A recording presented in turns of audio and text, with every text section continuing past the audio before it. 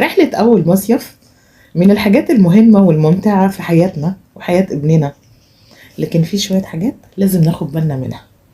معاكم دكتورة زينب عبد اللطيف، استشاري الأطفال وحديثي الولادة، واستشاري دولي رضاعة طبيعية وتغذية علاجية للأطفال.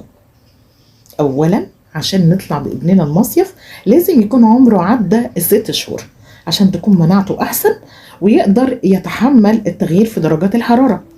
مهم قوي ان احنا نجهز هدومه اللي هيروح بيها، تكون هدوم قطنية خفيفة، ويكون معانا كاب للشمس، ويا ريت يكون معانا شمسية صغيرة او خيمة صغيرة هيتحط تحتها البيبي اثناء وجودنا على البحر.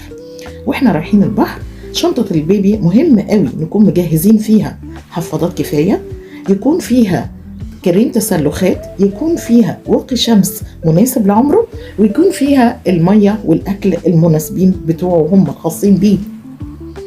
أهم حاجة إن احنا ما نعرضوش للشمس مباشرة، وكمان يفضل إن احنا نكون في البحر في الوقت اللي قبل 10 صباحا أو بعد 4 العصر.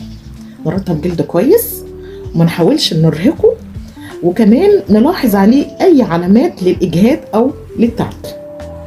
رحلة البحر أو الرحلة للبيبي ممكن تكون من الذكريات الحلوة لو استعدنا لها كويس وجهزنا كويس قوي للبيبي. دمتم بصحة وحب انتم وأطفالكم. معاكم دكتورة زينب عبد اللطيف، رفيقة أمومتك الأولى.